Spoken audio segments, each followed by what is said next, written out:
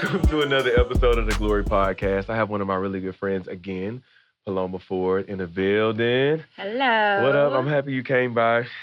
We have a lot to talk about. We were just talking about the BET Awards and how much chaos it can be.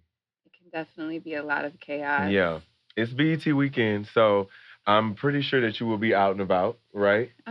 Because you might see me out. One thing I can say about, and we have Stacey Barth in the building too. She came to sit in, and so she's just chatting with us. But one thing I can say about you is you're a hustler, and if I need anybody to go to a party with, I call Paloma. I'm like, Paloma, I'm going to this event. I know you down the road because you know, I think a lot of people know you in different ways. And I got a chance to look you up last night. I was telling all my guests today, I Googled them. Look me up, but we've been friends for 10 years. No, of course. We've been friends for a long time, but it was the first time I had to look you up and look your work up. I wanted to do my research. And you started off on the music scene a minute ago. Yeah. But I think more people have known you. You've been more noticeable the past 5 years.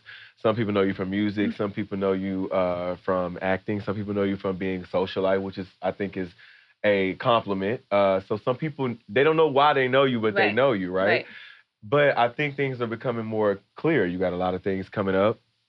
So I know in the past you did backgrounds. You started off in backgrounds, right? Yeah, I started out. Gray. Yeah. Who knew that? I didn't know that. I've been your friend for a minute. I was very young, and I was kind of just at the right place at the right time. Mm-hmm. And Macy was working at Record Plant with will.i.am. Oh, wow. And her backup vocalist couldn't make it for one reason or the other that night. And she was like, Paloma, you think you could sing this for me? And I was like, why do you sound like okay. Macy Gray right now when you said that? I spent so much time around her at that time. That's dope. Yeah, and I did it one night, and then she ended up calling me back, and I ended up doing 3 songs on the album, and that was just kind of my introduction to the music business. I literally was just thrown in the fire because it was will.i.am, Justin Timberlake, all in the studio with me, and I was like, oh my Jesus, yeah. But yeah. So, and you're from? I was. My best friend was Megan Good at the time, so she knew all those guys, and we were just there, and yeah, they just kind of volunteered me to go in there, and yeah. Wow. Yeah. I think when Megan introduced me, she probably said, "Oh, this is my friend Paloma. She's a singer," and yeah, it was just kind of by chance, yeah.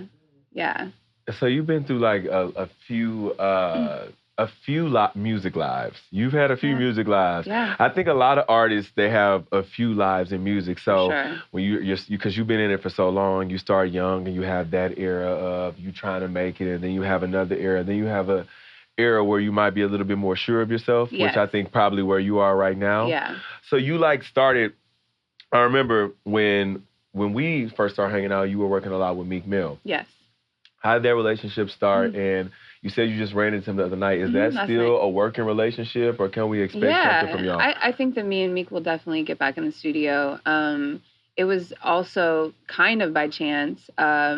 My producers at the time had just done a beat for him for the Ooh Kill 'Em record. Mm-hmm. And I was like, I have an idea. I was like, Meek follows me on Instagram. I said, let's do some hooks for him. And then, attach my picture to my social media. Wait, hold on. So you did this. You got in touch with Meek Mill on Instagram. No, he followed me on Instagram. He followed you on Instagram because you're bad. And my producers had just done a beat for him, so they were accepting other admissions from them. But social media still played a part of that. That's crazy. Part. And you got to know that. How much work, because I do work, you do work, Stacey, how much work can get done just strictly on social media? That's crazy. Okay, go. Definitely a gift. Go ahead with your story. I thought that was interesting. Yeah, so we sent him some records, and he actually really liked one. And so then he invited me to the studio, and he was like, yo, can I say fuck? Of course. I really fuck with this. But I have a record that we all really love. We wanted it to be on the album, but nobody has kind of, just nailed it the way we wanted it. Right. So he was like, do you want to give it a shot? And I was like, okay. So He set me up. I was in the studio by myself. It was like the scariest shit ever because I'm like, the record was done. Yeah. But it was a demo singer. Okay. And, you know, I went in and did it. And the very next day they called me like late at night and they were like, well, this is going to be our new single. And, you know, we're putting a huge budget behind it. And yeah. Because like, congratulations. The video was dope. And I remember that's where a lot of people, like, you gained a lot of attention at that point in time. But shortly after, I know Meek got herself into some legal trouble. And it threw some of your project off. Yeah. Were you like, how did you feel about that? Because I know, of course, it's not necessarily all his fault. Yeah. But it delayed what you were doing. So how did you start climbing back into releasing music on your own? Well, to be honest with you, I feel like I wasn't fully prepared at that time. It kind of, you know, it took a life of its own, and it was just a whirlwind that I was not really prepared for or ready for. And, you know, I just kind of went with it because, you know, Meek is so dope that he loved the hook. So he let me even go back in and I got to write a bridge. And, you know, it was pretty much another verse. It wasn't even just a bridge. And he even wrote Meek Mill featuring Paloma Ford. Yeah. So that alone just kind of gave me like that extra And you were an unsigned artist at the time, right? I was an unsigned artist. Wow, that's a big deal. Yeah, and then he wanted me to sign to Dream Chasers. That was kind of like the whole goal. But like I said, the song took over, and then we did Summer Jam and Birthday Bash and all those things. And literally, he came back to LA. We were actually working on my single that he was featured on. And like I had his verse, everything. We were finishing that up. We shot the video for B-Boys, and that was him and A$AP Ferg and Big Sean. And it was because of that, the incriminating pictures, you know, of the toy guns that got him in trouble. And then, you know, I was like, oh, he's gonna get out in a week. Yeah. You know, and then that week turned into we about a month. to release the record. We about to get on the road. Wow. Yeah, and that month turned into like 6 months. And, you know, so I was definitely disappointed. But I feel like looking back now, I'm glad that it kind of like forced me to get back in the studio and really like find myself as an artist, because I'm, like you said, I'm definitely more in a stable, you know, an understanding of myself than I was then. Right, yeah, I feel like that. And I know it was a time in your career when you were working on music, but I think a lot of your music endeavors were overshadowed by like public relationships, because you dated Nick for a minute, Nick Young, and that was really, really public. Yes. And you had other things that people say or whatever like that. So has that, going into the new phase of music for you, has that deterred you from being so public with your relationships? And did you feel like that your career musically took a hit because they were so focused more so on what you were doing in your personal life? Or do you think it helped? Because it can help. I mean, I think it's a double-edged sword always. You know, I think that, you know, you can go with the saying of, you know, all publicity is good publicity.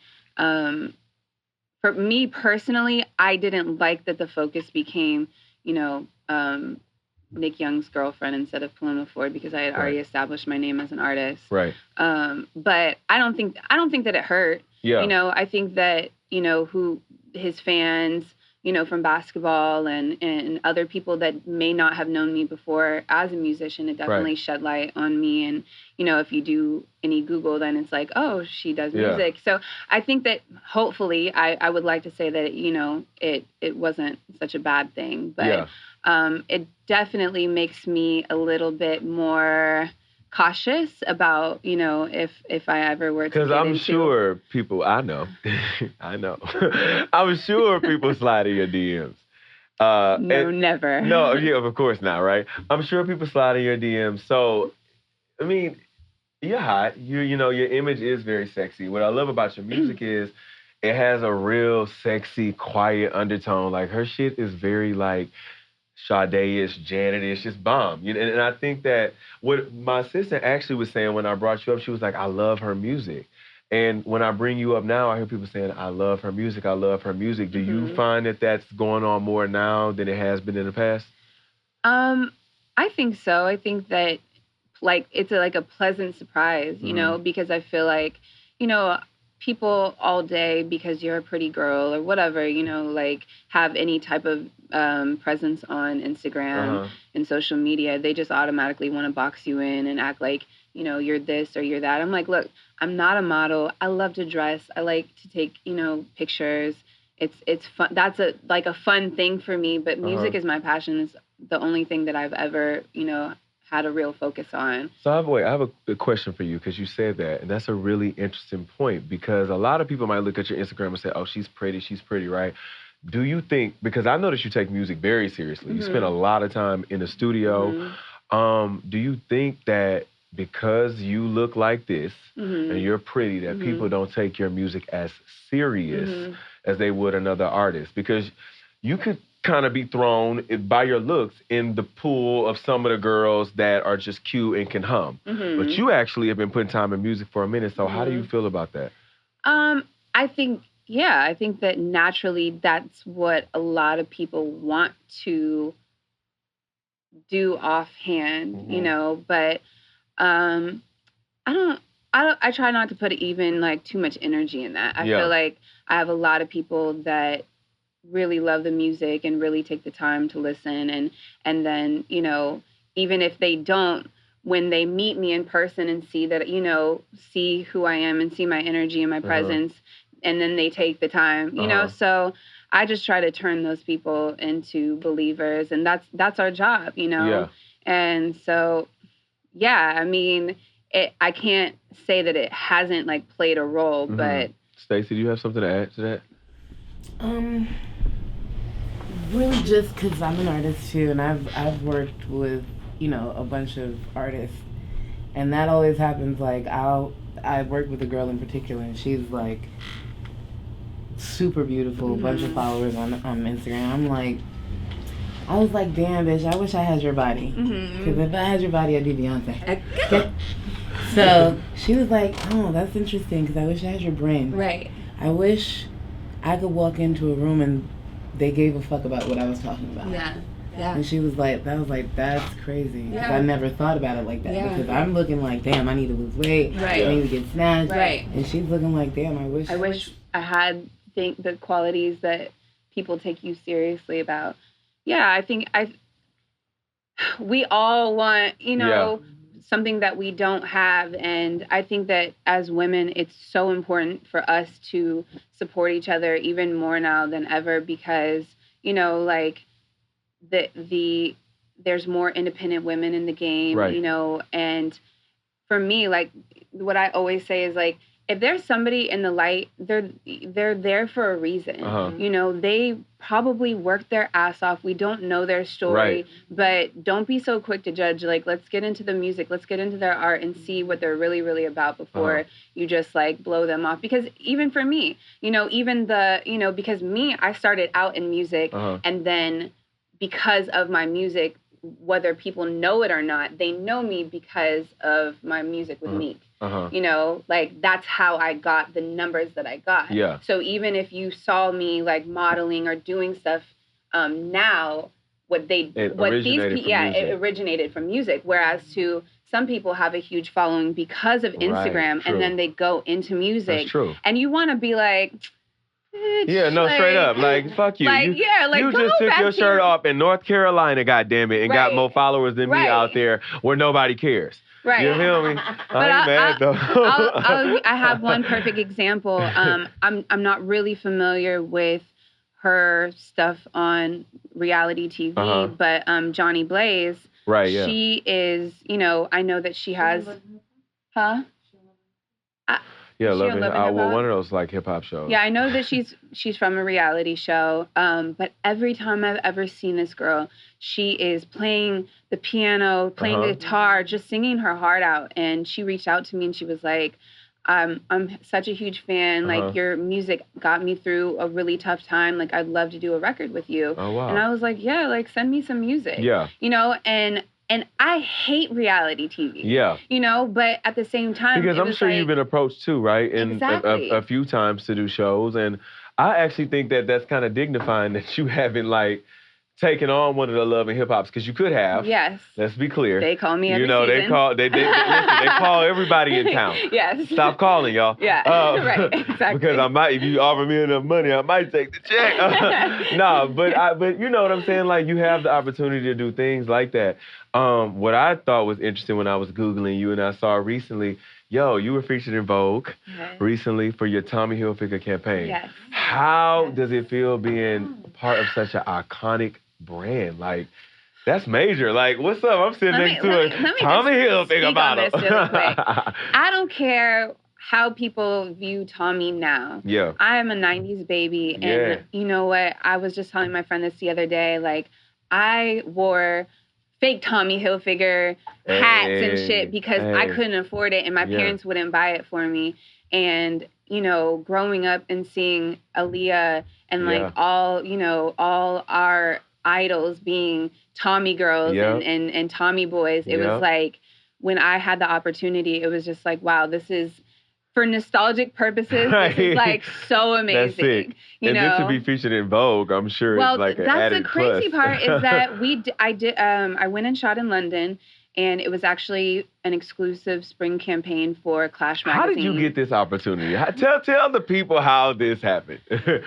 Well, some people that I was working with at the time, they just approached me they said, I think we got you a Tommy campaign. Wow. And I was like, what? And they're like, yeah, they shoot in London. And so in January I went to London and we shot it. And I really thought it was going to be something small because they really played it, like they really downplayed it. Right. They were like, it's just going to be for Clash magazine in London, but it's a really cool London magazine. It's kind of like the Nylon of London. And I was like, awesome, I don't care. Like, let's do it, you know? So it was... Free trip to London, too? Yeah, and this campaign just came out, but it wasn't until my manager was actually updating my press kit last week that she put in Paloma Ford, Tommy Hilfiger. All of a sudden, it was Vogue, Elle, Glamour.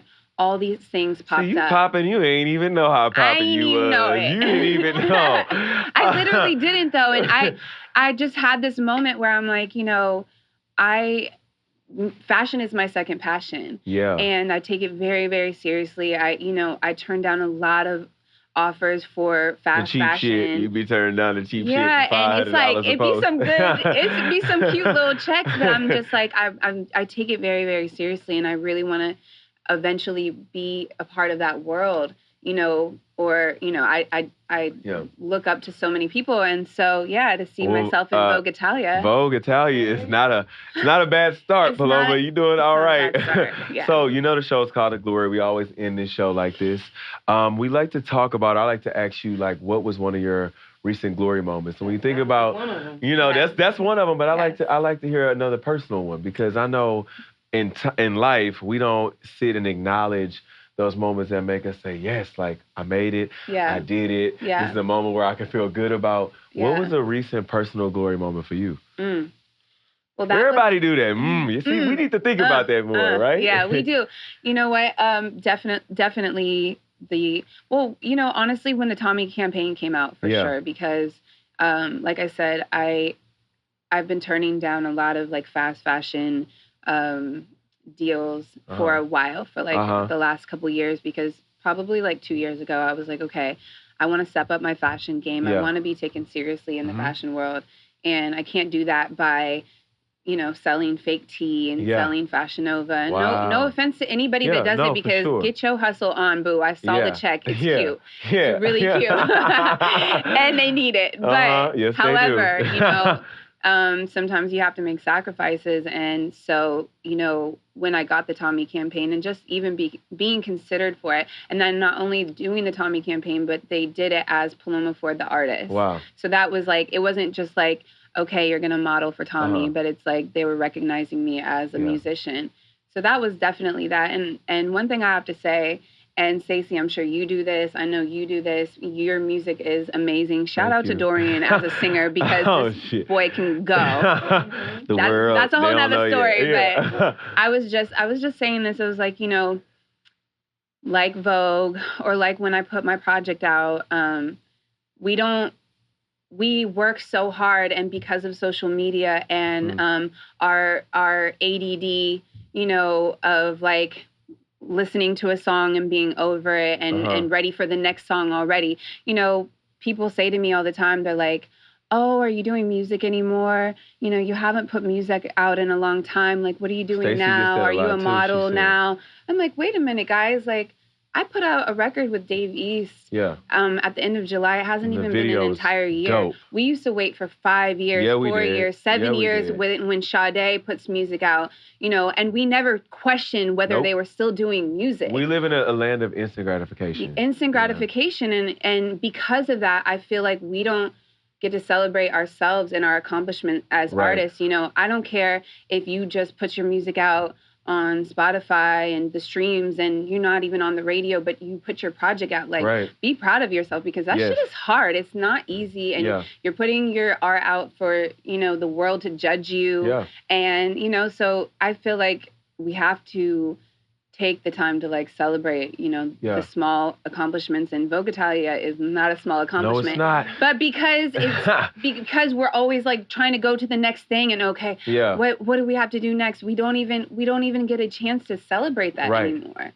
When back in the day, like if you got anything like that, it's like, oh, we're going to dinner, let's throw a party, you know what I mean? Now it's like congratulations on your on the caption or whatever. All it is, it seems to be is an Instagram post, and then you got to figure out the next Instagram post is what it. So we all battling with that. But what I will say is, listening to you talk about your glory moment, it sounds like your moment was. It just sounds like integrity. Yeah. To me, it sounds like you were patient. Yeah. And you took your time, and then the right thing came. So it's almost like we all have opportunities. I'm sure a lot of the people watching have opportunities. So I think that's a lesson in that too. Yes. To know your worth enough to wait. Yeah. You know what I'm saying? Because if you would have took a lot of just bunch of bullshit that we see on Instagram, then of course your brand's cheap, and Tommy might not have called. Right. For sure. Yeah. That's lit, Paloma. Yeah. Paloma is a hustler, and she's a real artist. I gotta say that. And I'm a mother. I'm a full-time single mother. You are a mother, and you're a great mother. Thank your you. son is always around you. You take care of him, and you've been hustling. And I always, when people talk about you and they like Paloma, I'm like, let me tell you something. Paloma is a hustler. You're gonna know who she is. You're gonna hear her name regardless. Yeah. And I think that that's a gift and a skill in itself. So I got to give you props. When can we find new music? I know that's coming soon, right? I'm dropping new music so soon. I don't want to give you an exact date, but we are pushing for early July. Okay. I have a record that I sampled an old Janet Jackson up-tempo. So it's something different too. It's different than all the music that I've done before. So I'm really, really excited. Paloma, I really enjoyed you today, like I always do. I enjoyed y'all. I want to thank Paloma Ford, my beautiful guest, thank you for having lovely me. Friend. And thank you, Stacey, for coming and chiming in. And side note, I just want you to know, Stacey, like I'm a huge fan of you, and I always have been. And I think that your voice is like so incredible, and you're one of those people like Fauntleroy who just like you're the artist's fave, and so like shout out to you for real. Yes. Stacey, you a legend in these streets. That's why I said legend, because it's like, like I'm serious. Like, people might not know who James Fauntleroy is, but people, we know who James Fauntleroy is. If you know, you know. Yeah. You know what? We're going to leave y'all with that. If you know, you know. We want to thank Champion as our sponsors. We want to thank Groundwork Studios. This was a great women empowerment day. Thank you, Champion, for the sweats that you guys are going to send me. Yep, we got you. All right, we'll see you guys next time on the Glory Podcast.